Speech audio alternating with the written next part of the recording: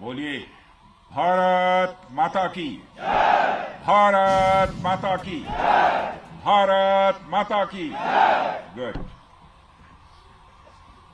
जम्मू कश्मीर के lieutenant governor Shri Manoj ji Sinha, Jammu Kashmir के मुख्यमंत्री जनाब अमर अब्दुल्ला साहब, chief of army staff general Upendra Dwivedi, GOC-in-C northern command lieutenant general Prateek Sharma, GOC-15 corps lieutenant general Prashant Srivastava और हमारी आर्म फोर्सेस के सारे ऑफिसर्स और मेरे बहादुर जवानों,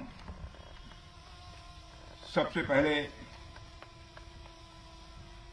आतंकवाद और आतंकवादियों से लड़ते हुए हमारे जिन बहादुर जवानों ने अपनी शहादत दी है,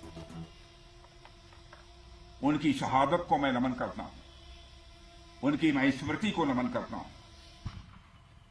और साथ ही पहलगाम में जो निर्दोष नागरिक आतंकवादियों के द्वारा मारे गए हैं, उनकी भी स्मृति को मैं नमन करता हूं। मैं हमारे घायल सैनिकों के साहस को भी नमन करता हूं और ईश्वर से यह प्रार्थना करता हूं कि वह जल्द से जल्द स्वस्थ हो जाएं।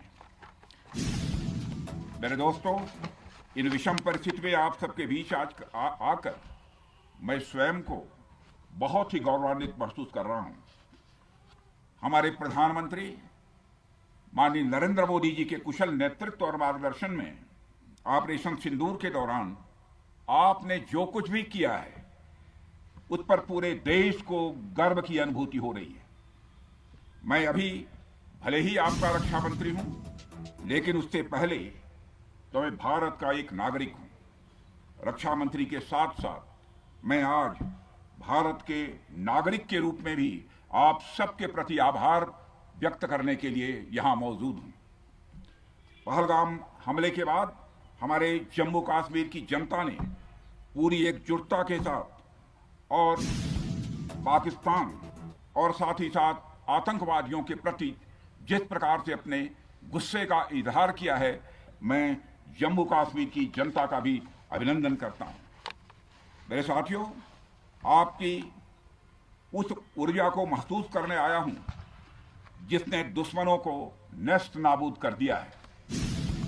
आपने जिस तरीके से सीमा के उस पार पाकिस्तान की चौकियों और बंकरों को आपने ध्वस्त किया, दुश्मन मैं समझता हूं उसे कभी भूल नहीं सकता। आपने देखा होगा कि आमतौर पर लोग जोश में होश खो देते हैं, लेकिन आपने जोश भी रखा, होश भी रखा और सूझबूझ के साथ दुश्मनों के ठिकानों को आपने बर्बाद किया है। आज मैं यहां रक्षा मंत्री के साथ साथ एक मैसेंजर के रूप में भी आप सबके सामने मौजूद हूं। पूरे देश की शुभकामनाएं, उनकी प्रार्थनाएं और उनकी कृतज्ञता को लेकर आप सबके बीच यहां मैं मौजूद हूं। एक तरह से आप समझिए कि मैं एक डाकिया बनकर आपके बीच आया हूं और देशवासियों का संदेश लाया हूं। संदेश यह है कि हमें हमारी सेनाओं पर गर्व है। साथियों, ऑपरेशन सिंदूर सिर्फ एक ऑपरेशन का नाम भर नहीं है, बल्कि यह एक हमारी प्रतिबद्धता है, यह हमारा एक कमिटमेंट है। एक ऐसी प्रतिबद्धता जिसमें भारत ने दिखा दिया कि हम सिर्फ डिफेंस नहीं करते हैं, जब वक्त आता है तो हम कठोर निर्णय भी लेते हैं और कठोर कार्रवाई भी करते हैं। यह ऑपरेशन उस एक एक जवान की आंखों में देखा गया सपना था कि हर आतंकी ठिकाना, चाहे वह घाटियों में छुपा हो या बंकरों में दबा हो, हम वहां पहुंचेंगे और दुश्मन की छाती चीर कर हम उन आतंकी ठिकानों को खत्म करके ही हम वापस लौटेंगे। मेरे साथियों, ऑपरेशन सिंदूर आतंकवाद के खिलाफ भारत द्वारा चलाई गई अब तक के इतिहास की मैं मानता हूं यह सबसे बड़ी कार्रवाई है। 35-40 वर्षों से भारत सरहद पार से चलाए जा रही आतंकवाद का सामना कर रहा है। आज भारत ने पूरी दुनिया को यह साफ कर दिया है, यह स्पष्ट कर दिया है कि आतंकवाद के खिलाफ हम किसी भी हद तक जा सकते हैं।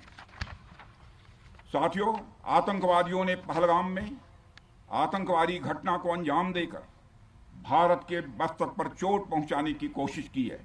भारत की सामाजिक एकता को तोड़ने का भी प्रयास किया गया है। उन्होंने भारत के माथे पर वार किया, हमने उनकी छाती पर वार किया है और छाती पर घाव किया है। पाकिस्तान के जख्मों का इलाज इसी बात में है कि वह भारत विरोधी और आतंकवादी संगठनों को पनाह देना बंद करे और अपनी जमीन का इस्तेमाल भारत के खिलाफ किसी भी सूरत में न होने दे। साथियों, आपको याद होगा कि लगभग 21 साल पहले स्वर्गीय अटल बिहारी वाजपेयी जी के सामने इसी पाकिस्तान ने इस्लामाबाद में डिक्लेरेशन किया था कि अब उनकी धरती से आतंकवाद एक्सपोर्ट नहीं किया जाएगा। मगर पाकिस्तान ने भारत को धोखा दिया है, पाकिस्तान ने भारत को छला है और आज भी वह धोखा दे रहा है। इसका खामियाजा अब उसको भारी कीमत करके भुगतना पड़ा है और यह कीमत, यदि आतंकवादी वारदातें चलती रही तो लगातार यह बढ़ने ही वाली है। हमारे प्रधानमंत्री श्री नरेंद्र मोदी जी ने दो टूक शब्दों में आतंकवाद के खिलाफ भारत की नीति को रीडिफाइन कर दिया है, इसे परिभाषित कर दिया है, जो यह कहती है कि हिंदुस्तान की सरजमी पर किया गया कोई भी आतंकी हमला एक एक्ट ऑफ वार माना जाएगा। दोनों देशों में जो अंडरस्टैंडिंग बनी है फिलहाल वह इसी बात को लेकर है कि सरहद पार से कोई बेजा हरकत अब नहीं की जाएगी। अगर की गई तो बात निकलेगी तो बहुत दूर तक जाएगी।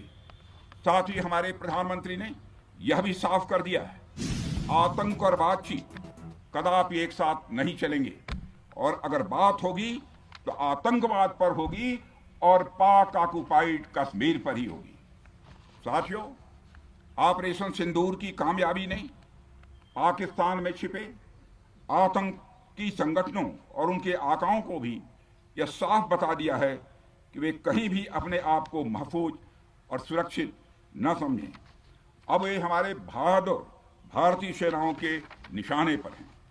दुनिया जानती है हमारी सेनाओं का निशाना अचूक है और वो जब वो निशाना लगाते हैं तो गिनती करने का काम वह दुश्मनों पर छोड़ देते हैं।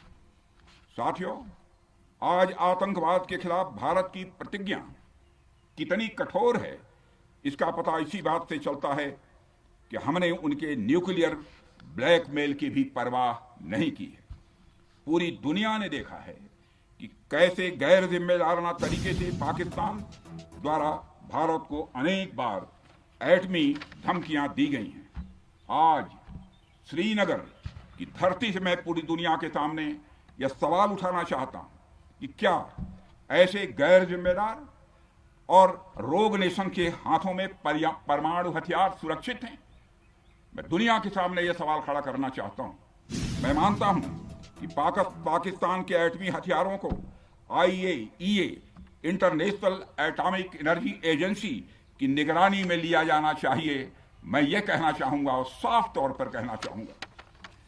साथियों, हमारी सेनाओं हमारी सीमाओं पर अपनी मातृभूमि की रक्षा के लिए जिस तरह से आप सभी बिना रुके बिना थके दिन रात लगे रहते हैं वह अपने आप में अद्भुत है और अद्वितीय भी है।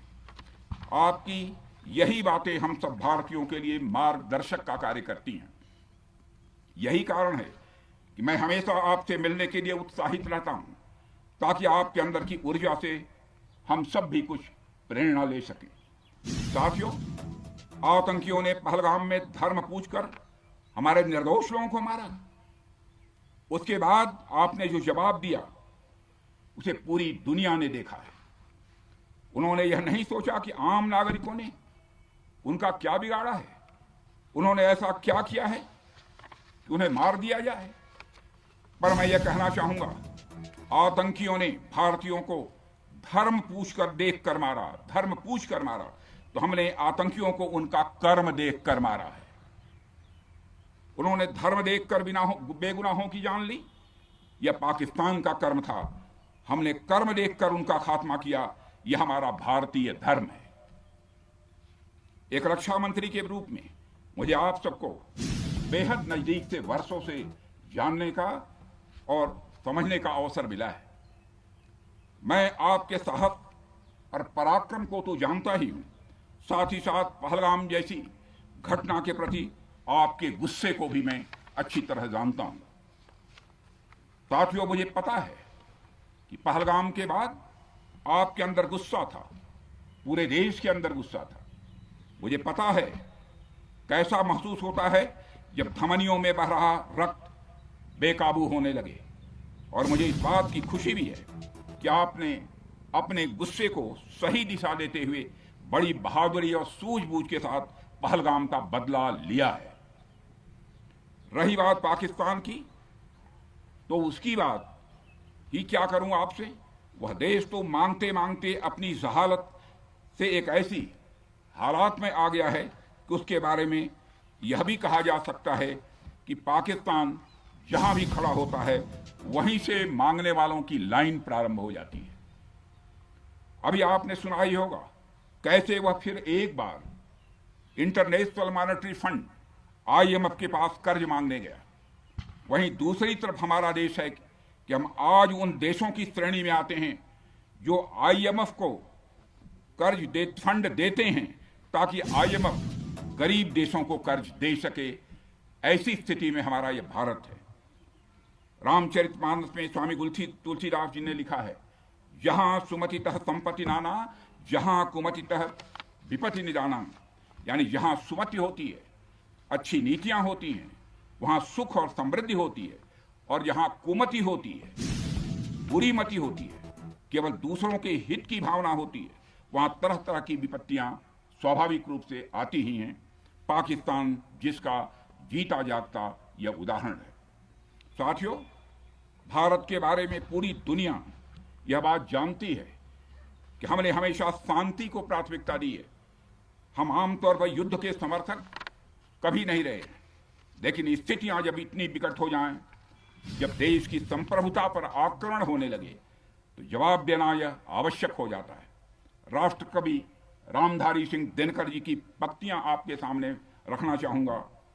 रुग्ण होना चाहता कोई नहीं, रुग्ण होना चाहता कोई नहीं, रोग लेकिन आ गया जब पास हो तिक्त औषधि, कड़वी औषधि।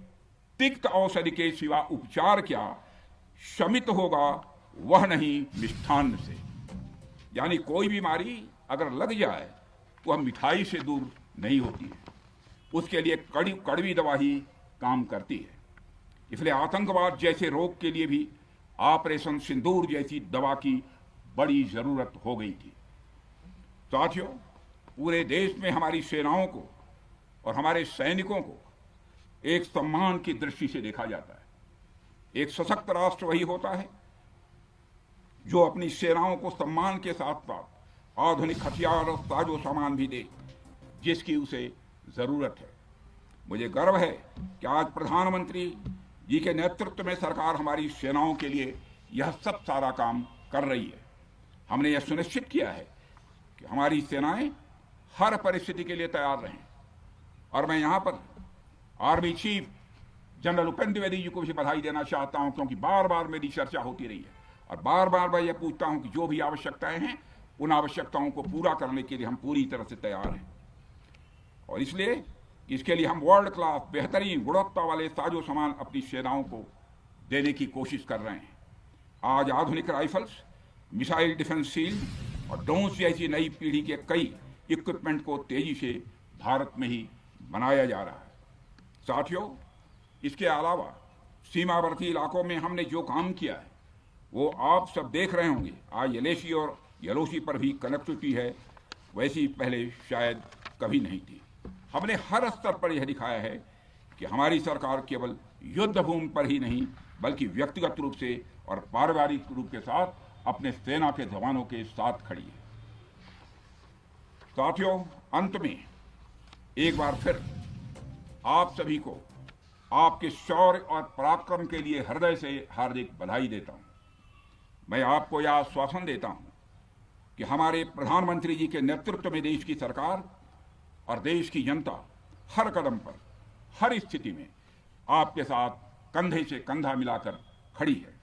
मुझे पूरा विश्वास है कि आपके सहयोग से हम इस पूरे क्षेत्र में आतंकवाद का समूल नाश करेंगे, ताकि कल को कोई भारत की संप्रभुता के खिलाफ आंख उठाने की हिमाकत न कर सके। इसी आशा और विश्वास के साथ आप सबके शौर्य और पराक्रम की सराहना करते हुए और आप सभी को अपनी हार्दिक शुभकामनाएं देते हुए अपना निवेदन समाप्त करता हूं। बोलिए जय हिंद, जय हिंद। यहाँ का घोष वाक्य क्या है? भारत माता की जय। क्या बात हुई।